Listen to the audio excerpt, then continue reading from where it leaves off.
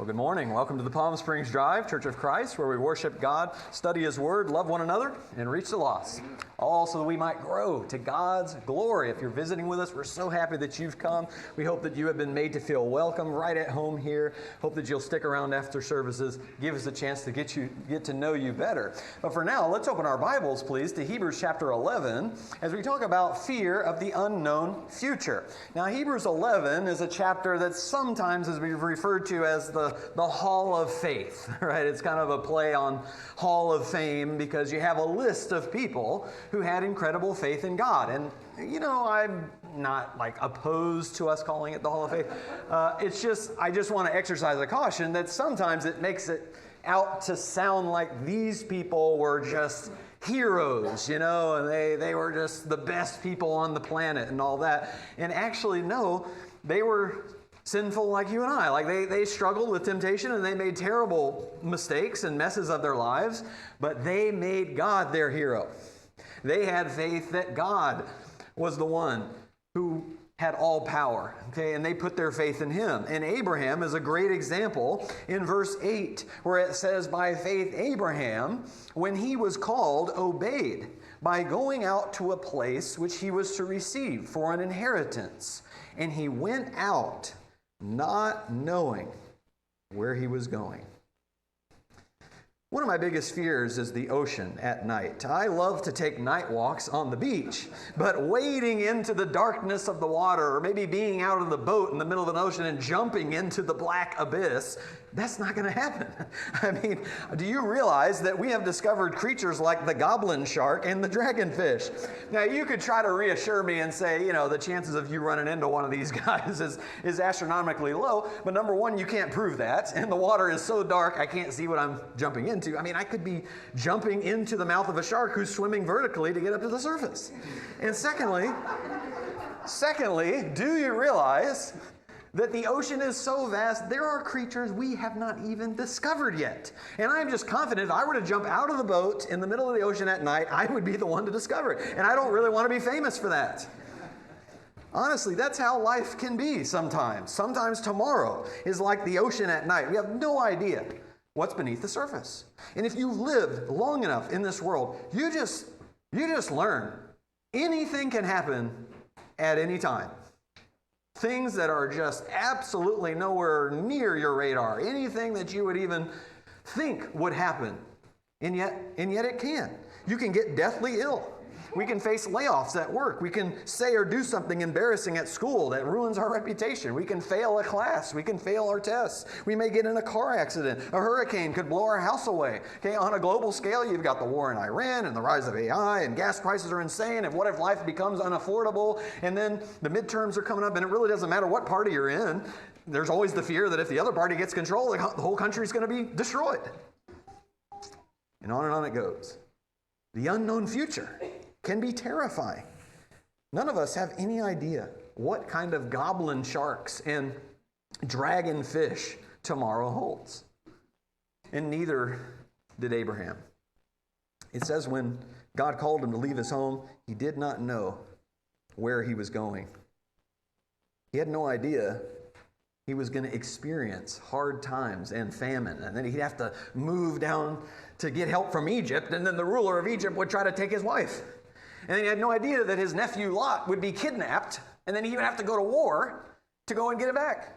And then when he went through all the trouble of getting his nephew Lot back, well, then he moves to the most evil city on earth, right, Sodom and Gomorrah, and God's getting ready to destroy it with fire. Abraham didn't know he's going to have a whole conversation with God and beg him not to destroy Lot. Abraham didn't know that his own handmaiden was going to turn against his wife in his own house because of his own foolish choice. He didn't know he'd have to live as a nomad with nowhere on the earth to call home, a stranger in a foreign land for the rest of his life, living in tents.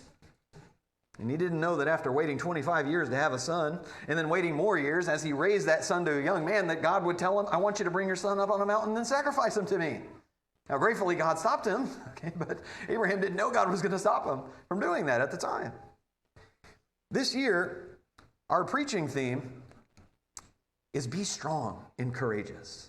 Moving from fear to faith. And the awesome thing about Abraham is that his faith was so strong, he did not need to know where he was going before he went. He did not ask God things like, now, what exactly will the journey to Canaan entail? And, can you tell me what the neighborhood will be like where we're moving? Are there good schools in the area? Is there a Publix bakery nearby? No, Abraham, he didn't need to know. He didn't need to know where he was going. All he needed to know was the God who called him to go. And the lesson that I really want us to think about this morning is that we may not know what tomorrow holds for us, but we know who holds us tomorrow. And I want to make 4 points this morning about how to overcome our fear of the unknown future and of the goblin sharks and the dragonfish of tomorrow. First of all, the unknown makes faith real. Paul said in 2 Corinthians 5:7, we walk by faith, not by sight. Faith is absolute trust in God. It is what we need when we cannot see around the corner. We need faith when we're staring into the black sea of an unknown tomorrow. But what if God were to miraculously give us a vision and He just showed us by sight absolutely everything that was going to happen to us ahead of time in the future? Well, if He did that, we wouldn't need faith in Him at all. Now, we may need faith at first, just to see if the vision that He gave us actually was real. But, once 2 or 3 predictions came true, you'd realize, okay, yeah, that vision was legitimate. And now there's no suspense anymore about life.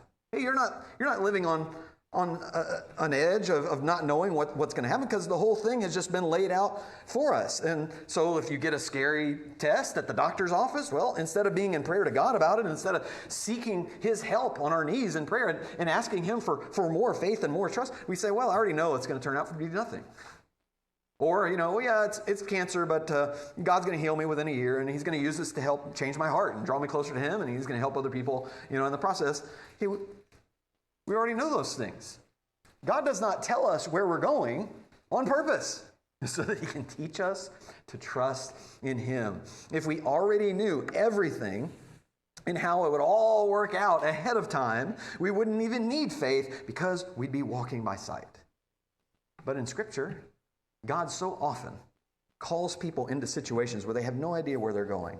Again, to teach us trust. He called Abraham to leave his home and everything familiar behind, to go to a land he had never been before. And He did not tell him all the things that are awaiting him in the future. Moses, He tells him to go to Egypt and confront Pharaoh. He doesn't tell him all the things. And Moses, Pharaoh's going to refuse you, and then you're going to send a plague, and then he's going to, agree, and then he's going to refuse, and then there's going to be 10 of those, and then I'm going to kill the firstborn, and then you're going to have to take blood.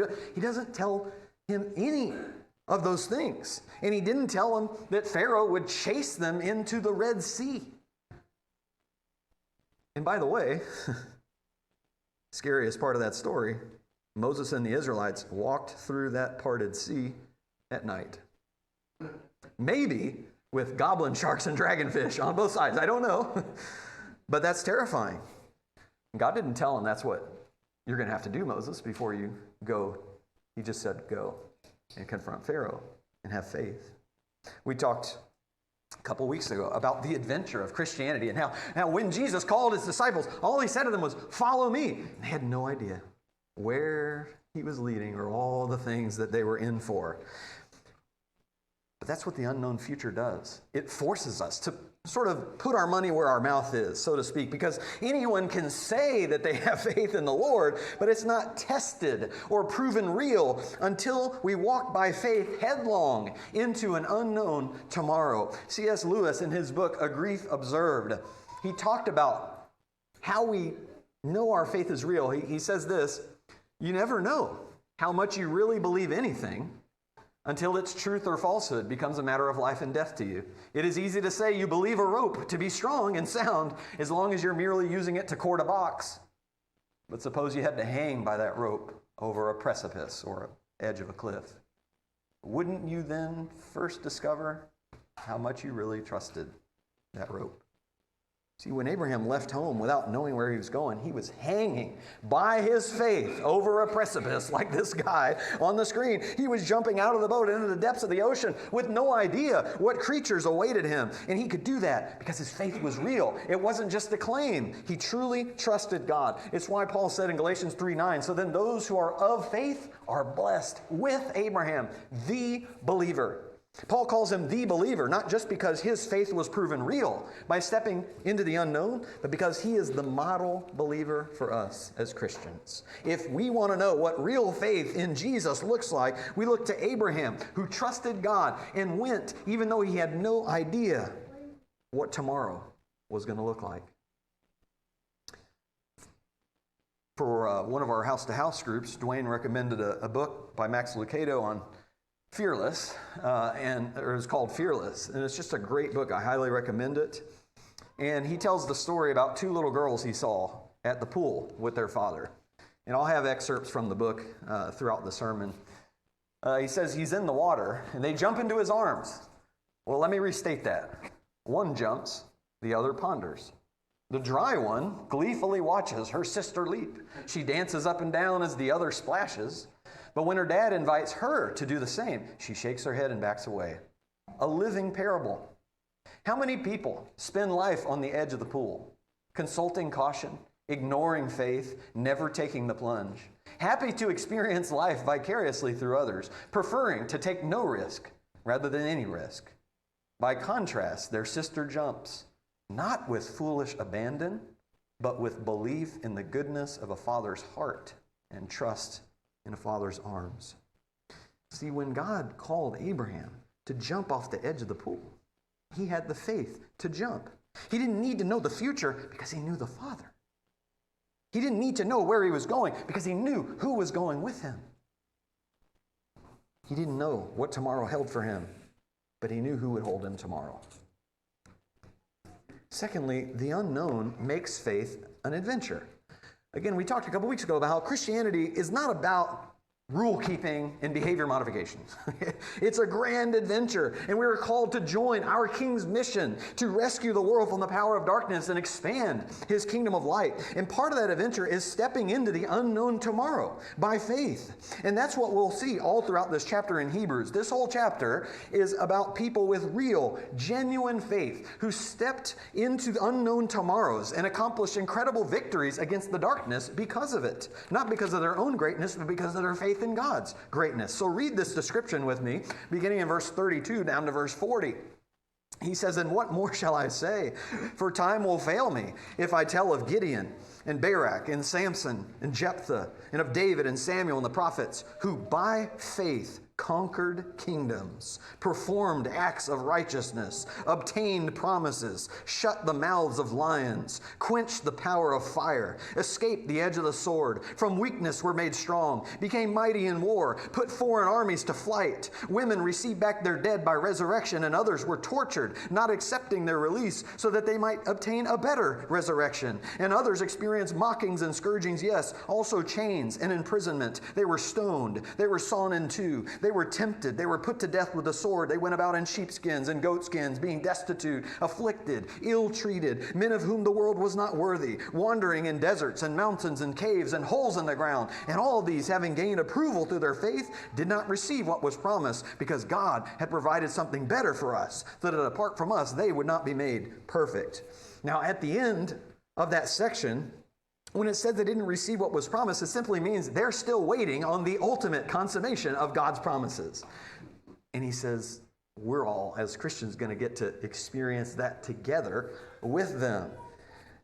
And I'm sure you've noticed that some of these tomorrows in this passage were pretty terrible for people of faith. Faith doesn't mean tomorrow's going to go great for us. Some of these people were sawn in half, he says, and live lives of abject poverty out in the mountains with the moles and the rock badgers.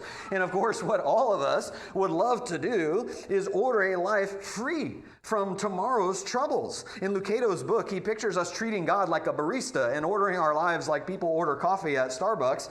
And he says to God, give me a tall, extra hot cup of adventure, cut the dangers, with 2 shots of good health. A decaf brew of longevity, please, with a sprinkle of fertility. Go heavy on the agility and cut the disability. I'll have a pleasure mocha with extra stirrings of indulgence. Make sure it's consequence-free, though. I'll go with a grande happy latte with a dollop of love sprinkled with a Caribbean retirement. Now, that would be nice if we could order our lives like that, but we know that's not how any of this works. And while we might think it would be nice if it did work that way, it actually wouldn't be great at all.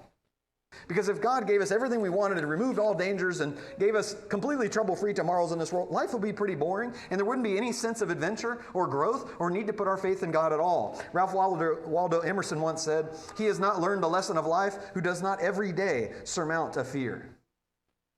You see, the unknown gives us the opportunity to overcome our fears and to grow in our character and to grow in our faith in God.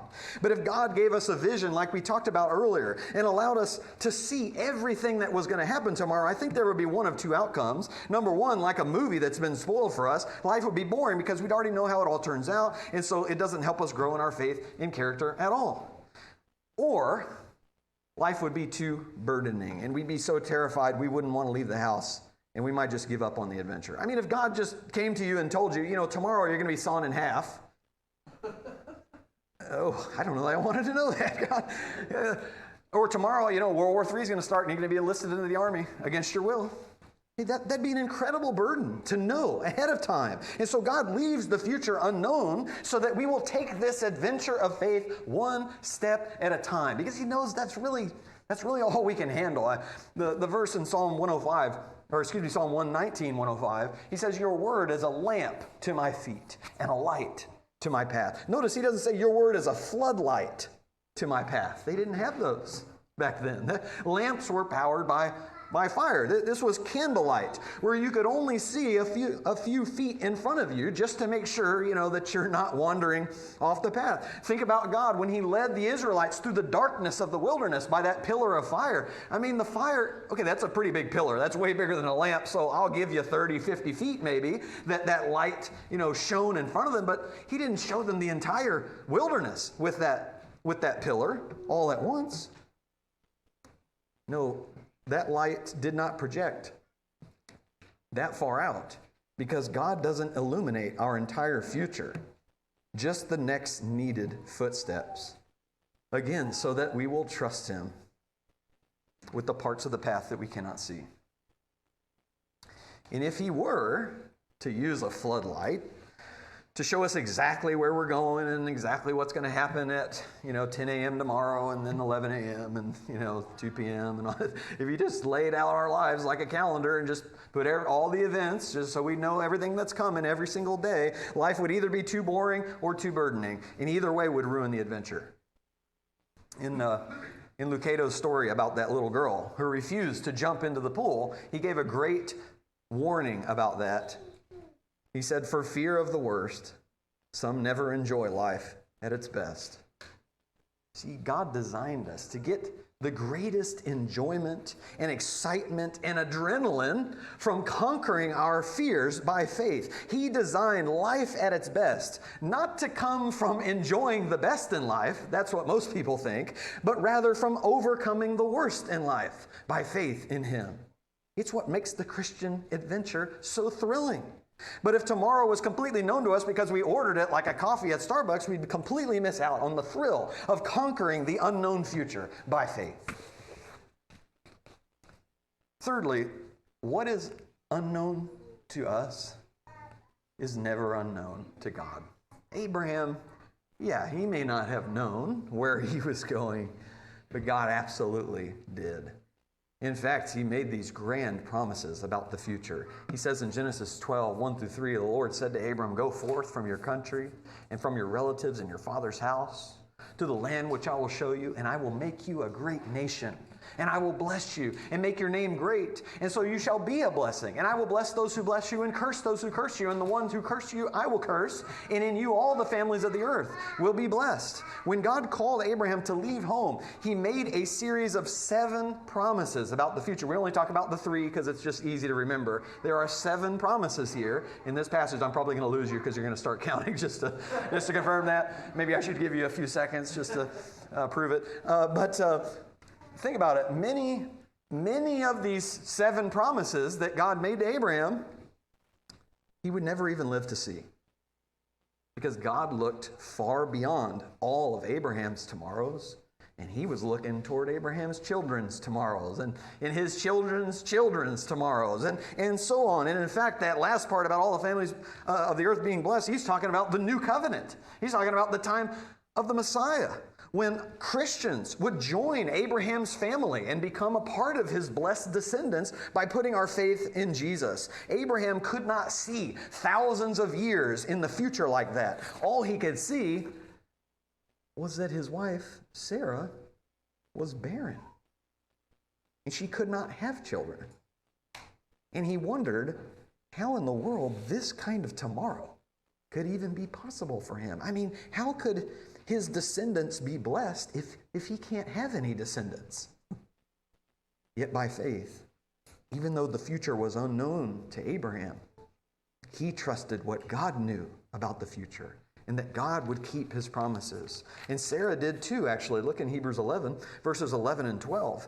It says, by faith, even Sarah herself received the ability to conceive, even beyond the proper time of life, since she considered him faithful who had promised. Therefore there was born even of one man, and him as good as dead at that, as many descendants as the stars of heaven in number, and innumerable as the sand which is by the seashore. As far as having descendants goes, Abraham and Sarah were like dead people. They could not have a lineage. They could not have descendants or children. And yet God, he resurrected them in a sense and gave them the ability to have these incredible descendants because he knew and they knew that God was going to keep his promises about tomorrow, even though they didn't think that tomorrow was even supposed to be possible. I love how Isaiah puts it about God. In Isaiah 46, 9 through 10, remember the former thing. This is God speaking through Isaiah, the prophet. Remember the former things long past. For I am God, and there is no other. I am God, and there is no one like me, declaring the end from the beginning, and from ancient times things which have not been done, saying, my purpose will be established, and I will accomplish all my good pleasure. God is eternal. He has perfect foreknowledge of the future. And we don't just take comfort that he knows what tomorrow holds for us, but more importantly, that he holds us tomorrow, which is why just a few verses earlier, he said this to his people in verses 3 and 4, listen to me, O house of Jacob, and all the remnant of the house of Israel, you who have been born from me, or by me from birth, and have been carried from the womb. Even to your old age, I will be the same. Even to your graying years, I will bear you. I have done it, and I will carry you, and I will bear you, and I will deliver you.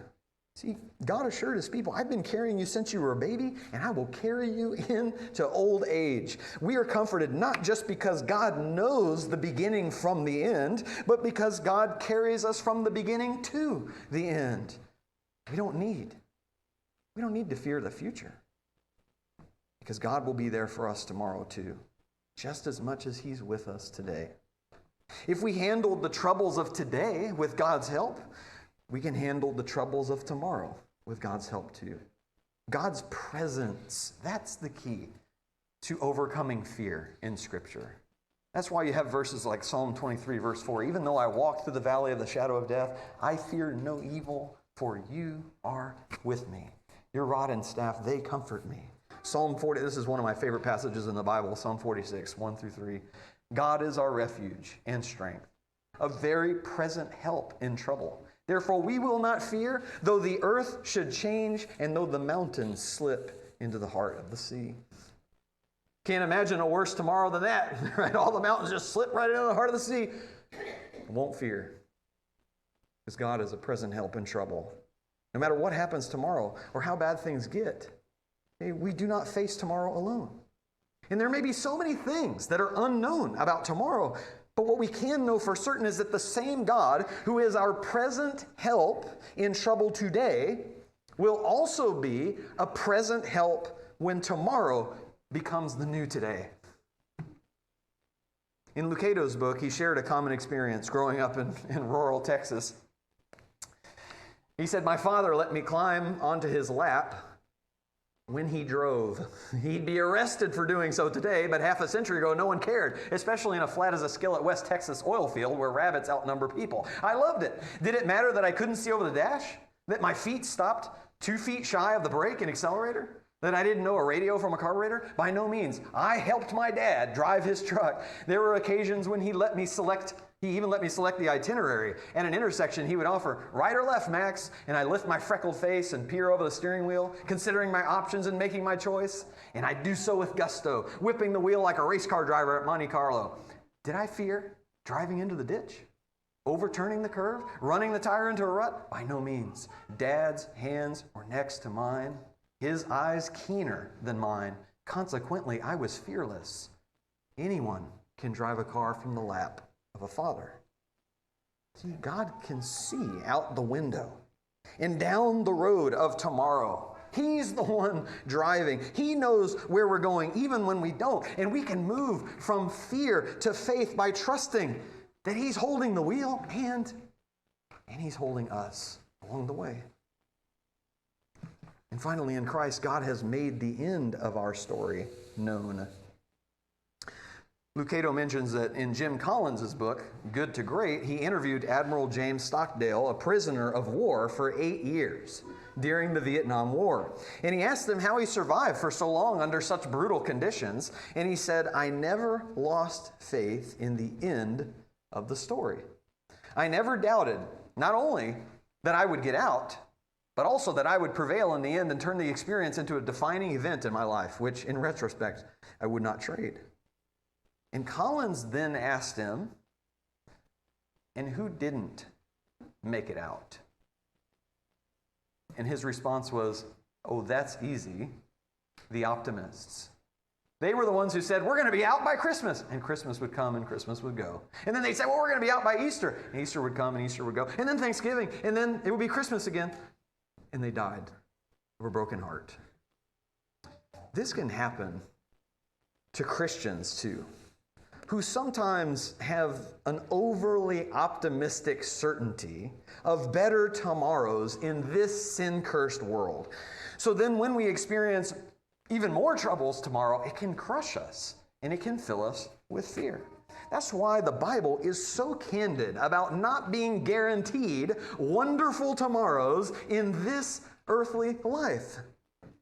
I mean, keep a marker in Hebrews 11, because we're going to be right back. But turn to Matthew 24, because I want you to just listen to what Jesus said about the future. Now, in Matthew 24, he's speaking more immediately about the destruction of Jerusalem in the year 70 AD. And he tells people, here's all these terrible things that are going to happen leading up to that destruction. But I also think that what he's saying can apply to the ultimate day of judgment in the end. And all these things are going to happen after the destruction of Jerusalem as well. And listen to what he says in Matthew 24, verses 6 through 14. You will hear of wars and rumors of wars. See that you are not frightened, for those things must take place, but that is not yet the end. For nation will rise against nation and kingdom against kingdom, and in various places there will be famines and earthquakes. But all these things are merely the beginning of birth pangs. Then they will deliver you to tribulation and will kill you. And you'll be hated by all nations because of my name. And at that time many will fall away and will betray one another and hate one another. Many false prophets will arise and mislead many. Because lawlessness is increased, most people's love will grow cold. But the one who endures to the end, he will be saved. This gospel of the kingdom shall be preached in the whole world as a testimony to all the nations. And then the end will come. See, the Bible does not promote some naive optimism about the future in this sin-cursed world. Jesus doesn't say, listen, today is really bad, but hey, don't worry. Tomorrow, there's a lot of other really great things that are going to happen, and things are just going to get better and better every day in this world. He doesn't say that. No, he was preparing us all for difficulties ahead. And notice what he said, though, in verse 6. He says, see that you are not frightened. Do not be afraid, because all these horrible tomorrows are not how the story ends. He said in John 16 to his disciples, these things I've spoken to you so that in me you may have peace. In the world you have tribulation, but take courage, I have overcome the world. One of the greatest unknowns and scariest unknowns about tomorrow is the question, will suffering and death be the end of my story? Will the darkness of this world win? And Jesus says, you have no need to live in fear of any tribulations and terrible tomorrows that this world throws at you, even death itself, because I've conquered it all. And that's what gave Abraham and his family strength If you turn back to Hebrews 11, this is where we'll bring things to a close. Hebrews 11. In verse 9, it says, by faith he lived as an alien in the land of promise, as in a foreign land, dwelling in tents with Isaac and Jacob, fellow heirs of the same promise. Pause there for a second, because it is true, God blessed Abraham along the way, just like he promised he would. But Abraham did not have an easy, cushy life living as a nomad in a foreign land, because he owned no property. In the ancient world, there was a stigma attached to being a foreigner because they assumed you're not living at home because you got rejected by your own people. So Abraham's dealing with a nomadic lifestyle. He's trying to fight people in the land over, digging wells and who's got this water, and that comes more into play with his son Isaac. But there are all sorts of issues that he faced. He couldn't own any property or land there. So how did he stay faithful through so many difficult tomorrows? Well, the answer is in verse 10. He was looking for the city which has foundations, whose architect and builder is God. See, Abraham knew no matter how many hard tomorrows he faced in this life, none of them were the end of his story. And he knew no matter how many unknown tomorrows he faced, he knew what the final tomorrow would look like, the reception of a heavenly city. And he says it this way in verse 16, but as it is, they desire a better country, that is a heavenly one. Therefore, God is not ashamed to be called their God, for he has prepared a city for them. You see, a difficult tomorrow is not the end of our story, brethren. It's just one of many painful bumps along our journey home. Lucado put it this way, everything will work out in the end. If it's not working out, it's not the end. And I want to finish with one final quote that's just a great summary from Lucado's book, and especially powerful because he ends with Scripture. He says this, avoid Pollyanna optimism.